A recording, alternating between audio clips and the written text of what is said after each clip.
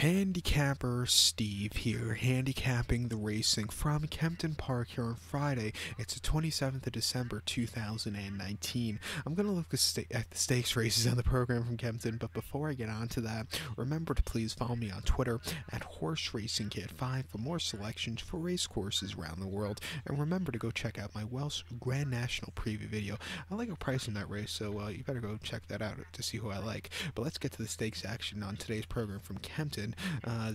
We'll look at the second and fourth race, the 120 and the feature 230. So let's get to the 120, the second race, which is the Grade 2 Wayward Last Novices Chase. It's a Grade 2 event for Class 1 horses, going for a purse $51,000. Race is for novice 4-year-olds and upwards. We have 6 horses going 3,200 meters or 2 miles over the chase course. Top selection, I'm going to take the 4-horse Grand Zancy. We'll go 4-1-2 in the Tri-Cash Trifecta. 4-1-2 Tri-Cash Trifecta. Top selection of 4-horse Grand Zancy. The 5-year-old gun by Diamond Boy. Harry Coben's on this one for Paul Nichols, who had a terrific whatever it was yesterday, Thursday afternoon. But the horse's most recent outing the 7th of December at Sandown. A mile 15/16 in the Grade 1. Henry the 8th Novices Chase, and he finished third by 15 lengths there. You know, it was his first over the bigger obstacles, and he jumped well, but he needed that extra turn of foot. But I'm taking that race as experience.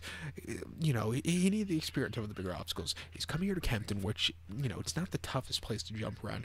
That chase course at Sandown's very tough. Kempton's not as tough, and I think he'll get a better trip around here. And with the experience, like I said, I think he'll run well. Before then, the Grade 2 Unibet Elite Hurdle at Wincanton, a mile 7/8, November the 9th, finished second by 3/4 in length, and he jumped well. He was going to catch Fusel Raffles, who had the running better than him, but he still ran a terrific race. Major improvement off the race porch. Came here at Kempton, 2 miles on listed hurdle. He didn't finish the race. He fell. What can you do? It just wasn't his day to win. And then the Sky Bet Supreme Novices hurdle at Cheltenham, 2 miles on the 12th of March.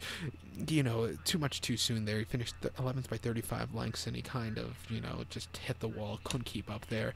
And then before that, Wincanton, mile 7/8 in the Grade 2 Kingwell hurdle. He won by 3/4 length. Went away with it quite nicely. I like him a lot. Coming here to Kempton, I think he could get redemption off his last race here. And 7-2, let's take him. I don't trust a lot of the other horses in this race, so to recap my selection for the 120, the second race from Kempton, it's the Grade 2 Wayward Last Novices Chase. Gonna go with the 4-horse Grand Zancy. We'll go 4-1-2 in the Tri-Cash Trifecta. The fourth race, the 230 from Kempton. It's the featured Grade 2 Desert Orchid Chase. It's a Grade 2 event for Class 1 horses, going for a purse of $128,000. Race for 4-year-olds and upwards. We have 5 horses going 3,200 meters, 2 miles over the chase course. Top selection here, I'm gonna get wacky with the 4-horse Caden Lynn. I'm gonna go 4-1-3 in the Tri-Cash Trifecta. 4-1-3 Tri-Cash Trifecta. Top selection for is Kate Lynn. This 7-year-old gun by Della Francesca.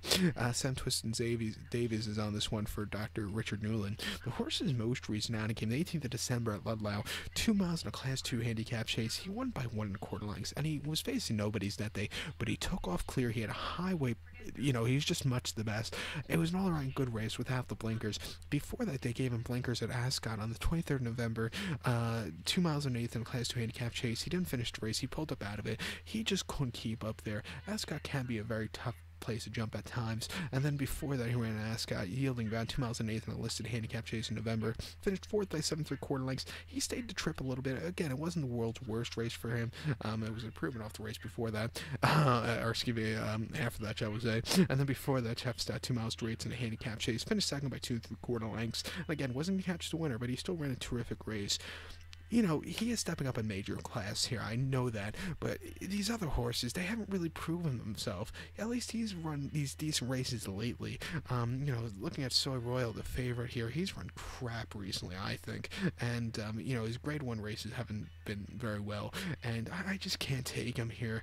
You know, this Cade Lynn, his last time against Grade 1 quality horses at Aintree in the spring wasn't the best race in the world, but I think he's improved a lot since then. Also, the race at Aintree in April was on very dry, fast ground. He's going to be running on quite a bit of sludgy ground, which I think he'll improve with, and, you know, I think that's going to be the key with him.